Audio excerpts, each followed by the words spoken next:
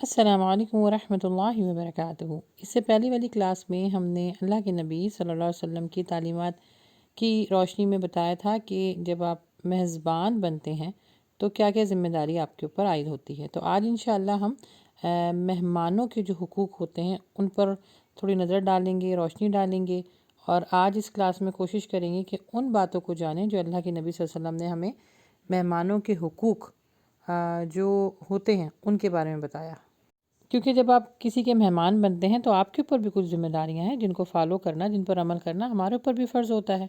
جیسے کہ حدیث میں آیا ہے کہ جب مومن بندہ آپ کو اپنے گھر مدعو کرتا ہے یعنی بلاتا ہے تو اسے چاہیے کہ خندہ پیشانی سے اس کی دعوت کو قبول کرے۔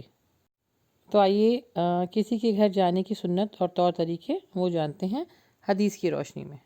جی، تو نمبر 1 یہ ہے کہ جب آپ کسی کے گھر جائیں تو راستے میں ذکر و اذکار کرتے رہیں اور جو دعائیں ہیں ان کا پڑھنے کا اہتمام کیجیے۔ پھر جب بھی کسی کے گھر جائیں تو خالی ہاتھ نہ جائیں، جو بھی آپ کی حیثیت ہو وہ لے کے ضرور جائیں، جیسے کہ پھل فروٹ، مٹھائی، کیک، جو بھی آپ سمجھتے ہیں کہ وہ بہتر ہے وہ لے کے جائیے۔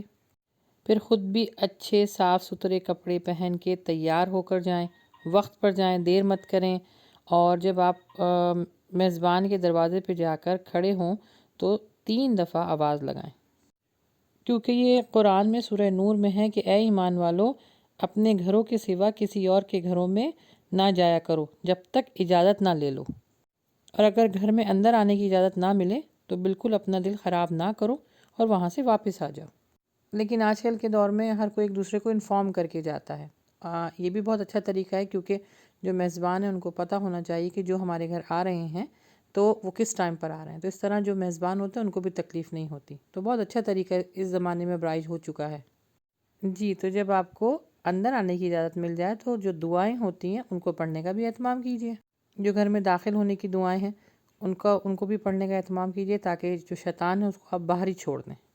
اس کے بعد جب میزبان کو دیکھیں تو فوراً سلام کریں۔ سلام جو پہل کرتا ہے سلام کرنے میں، اس کا اجر اللہ سبحانہ تعالیٰ نے بہت زیادہ رکھا ہے۔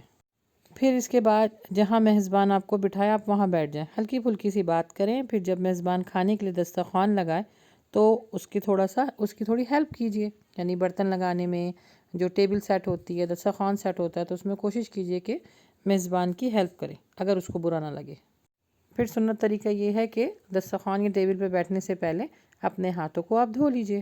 دوسرا یہ کہ خود کھانا نکالنے میں پہل نہ کیجیے، یہ طریقہ بھی مناسب نہیں ہے۔ جب میزبان آپ کو کہے کہ اب آپ کھانا نکال سکتے ہیں، اجازت دے، تو پھر آپ کھانا نکالیں، اور کوشش یہ کریں کہ ٹیبل پر اگر کوئی معتبر شخص یا کوئی ایجنٹ یا آپ سے کوئی معتبر بیٹھا ہے تو اگر وہ پہلے نکالے تو زیادہ مناسب ہے۔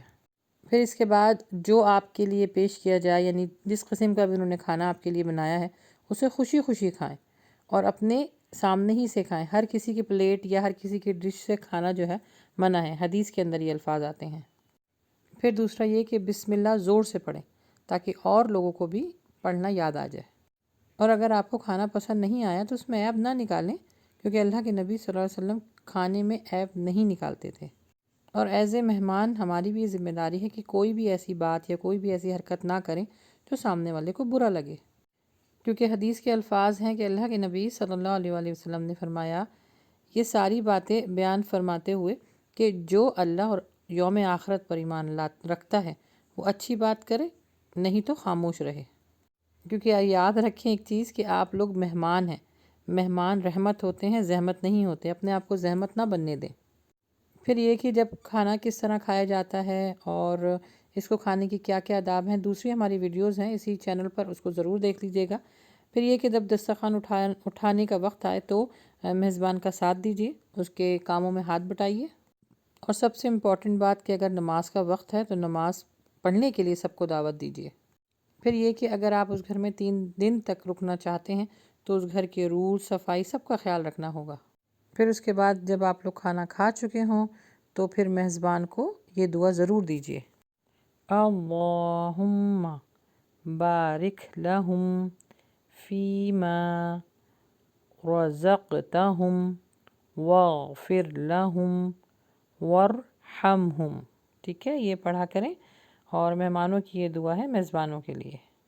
جی، تو ان دعاؤں کا پڑھنے کا اہتمام خود بھی کیجیے اور دوسروں کو بھی سکھائیے، کیونکہ ہمارا مقصد ہی یہی ہے کہ ہم ہر کام اللہ کے نبی صلی اللہ علیہ وسلم کی تعلیمات کو سامنے رکھتے ہوئے کریں، کیونکہ اس سے ہمارا رب راضی ہوگا انشاءاللہ۔